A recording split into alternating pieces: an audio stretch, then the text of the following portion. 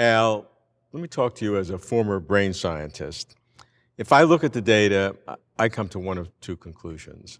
Either from the neuroscience, I see processes that generate our whole way of thinking, and therefore any robust kind of free will doesn't exist.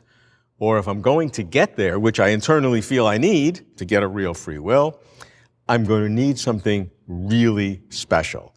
Not necessarily some kind of soul, but something radically different than what the physical world has on offer today.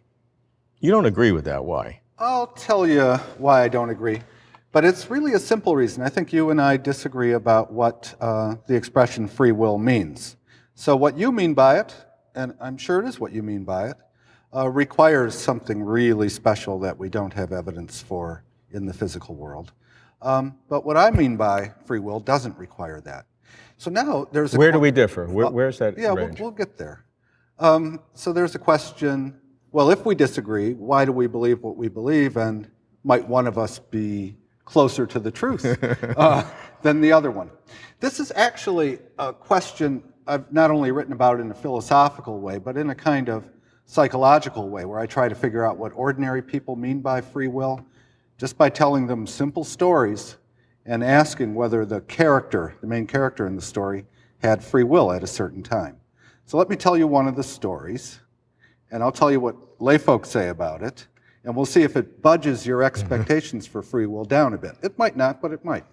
So here's the story. It's set a little bit in the future, and scientists finally discover that everything in the universe is physical, and that there isn't anything that isn't physical.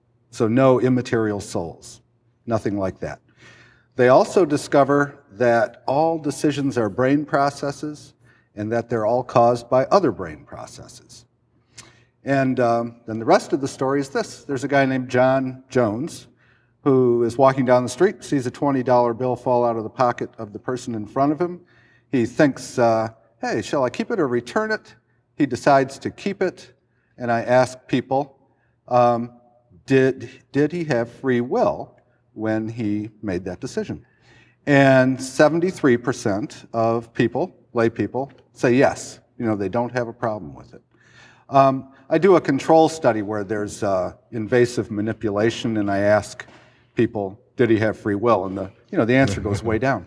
So what are these people thinking? I mean, if they're buying the story or playing along, at least they're thinking, hey, I'm imagining an entirely physical universe. There's nothing non-physical in it. I'm wondering whether this guy has free will. I say yes. At least 73% of them do. And I'm on board. I'm an ordinary guy. I'm a folksy kind of guy. I'm on board with that way of thinking about free will. See, I think you're cheating. I think here's why you're cheating. You're creating a definition that unsophisticated people are being manipulated into creating, and then you're using that in some very robust sense to create your whole metaphysics of how this all works. I don't think that's legitimate. I mean, it's an interesting point, but it doesn't speak to the issue. The issue is that if you're defining free will as I can do anything at any time, and there's no inhibition of what I can do. What happened in the whole state of the universe is not relevant. I can make a real decision, and what is the mechanism by which I do that? That's the question I'm asking. Work on my territory. This is my definition. Yeah. So with that definition, with that fully robust, very rich definition of free will, how can I get that? For one thing, I really wouldn't accept the definition as a definition of free will, but whatever we call this thing, I sort of see what you want. Okay, right? That's fair. Okay. That's fair. But, a couple of things. One thing, what you want is something that you yourself think there's no evidence for.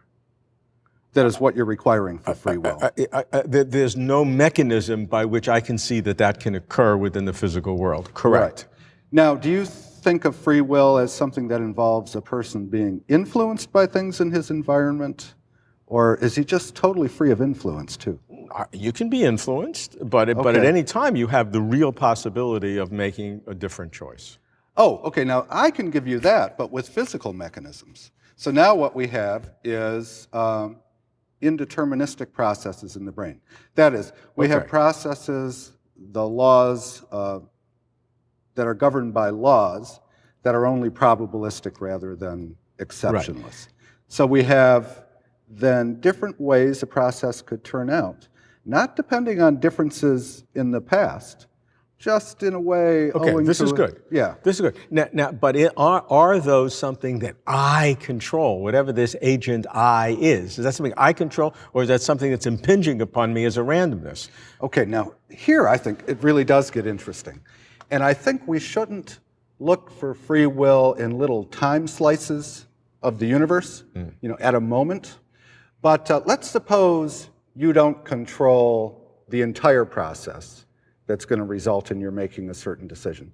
You control aspects of it, let's say, but not the entire thing. And there's some openness there. And so there's going to be some antecedent probability that you're going to make this choice and a different antecedent probability that you make that choice. Now suppose that you had some control over those antecedent probabilities in the past, so that past decisions of yours had certain effects on you, and then your reflection on the outcomes of those decisions had other effects on you. Your reflection changed, let's say, the probabilities of future decisions you might make. So if we look back, we might see you having control over various things, and over time, you gain more control over the probabilities that you'll make this decision or that in the future. Like, I don't make many really stupid decisions anymore, I've learned, I hope I don't anyway.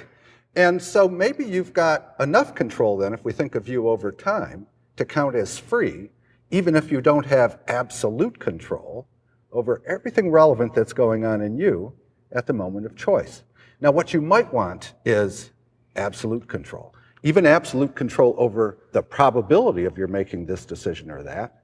I think, there's no way to get it, really, if we're indeterministic inside, but that we should be okay with that. To demand more than that looks like it's demanding something impossible. And then if you demand something impossible for free will, of course free will is going to be impossible. Or you need something beyond the way we look at the physical world today, whether that's something non-physical or some radical extension of physicality. There may or may not be something like that, but I don't see why I should think it's required for free will. Here's another reason why. The way I think of free will, it's a necessary condition for being morally responsible for things. That is, for deserving blame for bad things you do, or some kind of credit for good things you do. And I find it hard to believe that we'd have to be these sort of superheroes internally, in absolute control of our decisions in order to deserve some credit for this or some blame for that. Now, some people think of free will differently, and it's sort of way higher, way beyond what you would need for moral responsibility. Well, if they think of it that way, if I'm really clear on how they're thinking of it, if they don't like the best I can do toward that, then I think, well, why should I care about that?